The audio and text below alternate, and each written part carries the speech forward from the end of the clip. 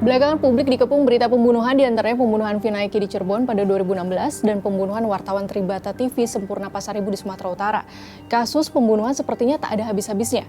Tim jurnalisme Data Harian Kompas menganalisis 1.113 berkas putusan pengadilan tingkat pertama kasus pembunuhan selama 2022 hingga 2024. Hasilnya, orang Indonesia ternyata mudah dipicu untuk membunuh. Duh, kok bisa begini ya? Fakta pertama yang ditemukan tim jurnalisme Data Harian Kompas yaitu motif tertinggi sebesar 38,7% pembunuhan karena emosi sesaat. Motif lainnya adalah balas dendam, asmara, lain-lain dan ingin menguasai harta korban.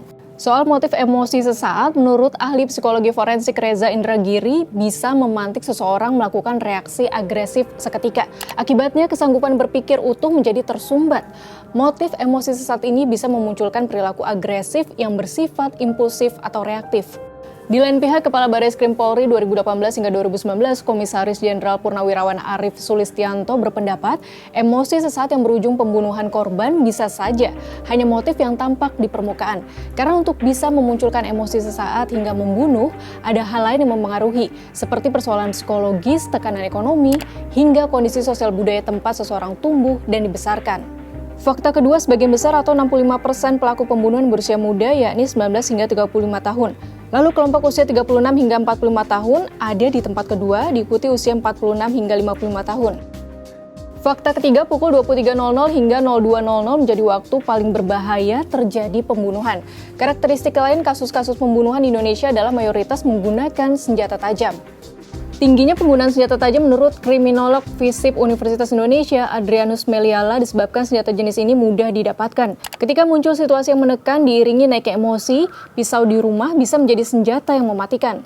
Fakta keempat, ungkapan pembunuhan selalu dilakukan orang terdekat ternyata tidak selalu benar. Dilihat dari relasi korban pelaku, ternyata teman atau tidak kenal hampir sama jumlahnya, yaitu 30,1% teman dan 24,1% tidak kenal. Terkait fakta ini, Guru Besar Fakultas Psikologi Universitas Airlangga Suryanto sepakat bahwa sebagian besar pelaku pembunuhan mengenal korbannya.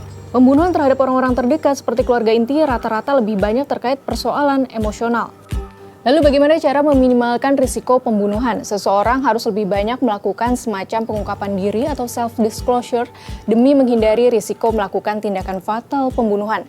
Pengungkapan diri yang dimaksud adalah menceritakan permasalahan yang sedang dihadapi kepada orang-orang terdekat. Dengan begitu, sebelum permasalahan makin pelik dan menyebabkan individu tersebut melakukan tindakan drastis seperti melakukan pembunuhan, bisa diintervensi. Tak kalah penting yaitu jika ada yang mengalami permasalahan, mau tidak mau orang di sekitarnya akan bisa mencium aromanya. Jika situasi kritis, orang sekitar perlu segera mencari pertolongan kepada pihak berwenang atau lebih ahli.